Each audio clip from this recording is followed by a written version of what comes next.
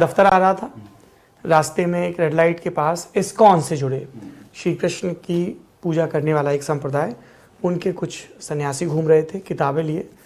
तो उन्होंने मुझे गीता देनी चाहिए, तो मैंने कहा कि मेरे पास गीता के कई संस्करण हैं और इस्कॉन वाली गीता के भी दो हैं, और मैं इस्कॉन जाता भी रहता हूँ। एक शब्द है ट्रांस, वो ट्रांस मेडिकल उसको अपने ढंग से व्याख्यात करता है, पर कई दफा आपको वो ट्रांस महसूस होता है। किसी को मजार में होता है ना, किसी को कहीं होता है।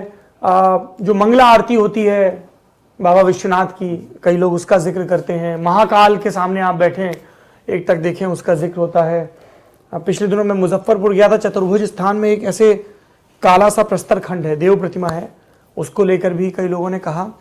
कीर्तन जब आप सुनते हैं, जैसे आप चैतन्य की कहानियां सुनते हैं, चैतन्य महाप्रभु की, कीर्तन गाते हुए जो उल्लास आता है, ट्रांस आता है, जिसकी सूफी भी जिक्र करते हैं कि वो ऐसे गोल गोल घूमने लगते हैं। आप इस्कॉन के मंदिर में जाएं और उस ट्रांस को आप महसूस करें, दुनिया भूल के जो वो मृदंग के साथ मलंग होते हैं। तो वहां मैं जाता रहता हूं और वहां भोजन भी बहुत अच्छा मिलता है, जिसको वहां की भाषा में प्रसाद कहा जाता है, बिना प्याज लहसुन का। तो ये उनकी एक और किताब है, श्री कृष्ण लीला पुरुषोत्तम भगवान।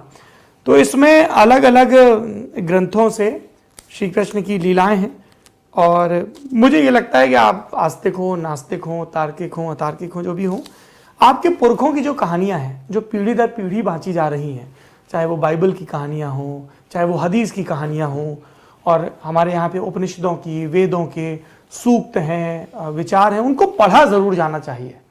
आपके पुरखे कुछ लिख गए हैं, देखिए जरा, एक उत्सुक स्टूडेंट की तरह जाइए कि क्या है ये कहानियां, इसके पीछे क्या मंशा रही होगी, ये क्या स्थापित करना चाहते हैं, उसकी जो आखिरी स्थापना, आप उससे सहमत होना। जैसे मैंने इसमें एक मुचकुंद की कहानी पढ़ी, राजा मुचकुंद थे, तो उन्होंने बहुत उपासना की, कुछ प्रयोजन पूरा किया, तो उन्होंने कहा साहब आप क्या वरदान, बोले साहब बहुत थक गया हूं मैं देवताओं की तरफ से युद्ध लड़ते लड़ते, मुझे सोने का वरदान दीजिए, और जो कोई मेरी नींद में खलल डाले मैं उसको भस्म कर दूं।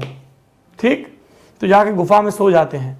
फिर कृष्ण क्या करते हैं, उनको एक काल यवन था राक्षस, उसको मरवाना था, तो वो काल यवन से लड़ते लड़ते उस गुफा में जाते हैं, काल यवन भी, और काल यवन सामने पड़ जाता है मुचकुंद के और नींद खराब कर देता है, तो वो भस्म होते हैं। और उसके बाद फिर श्री कृष्ण आते हैं, श्री कृष्ण का मुचकुंद से संवाद होता है, फिर वो आगे कहानी बढ़ती है।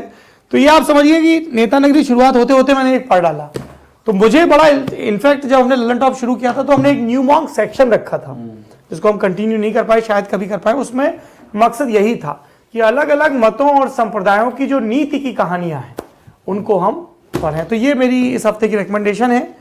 आखिरी रिकमेंडेशन है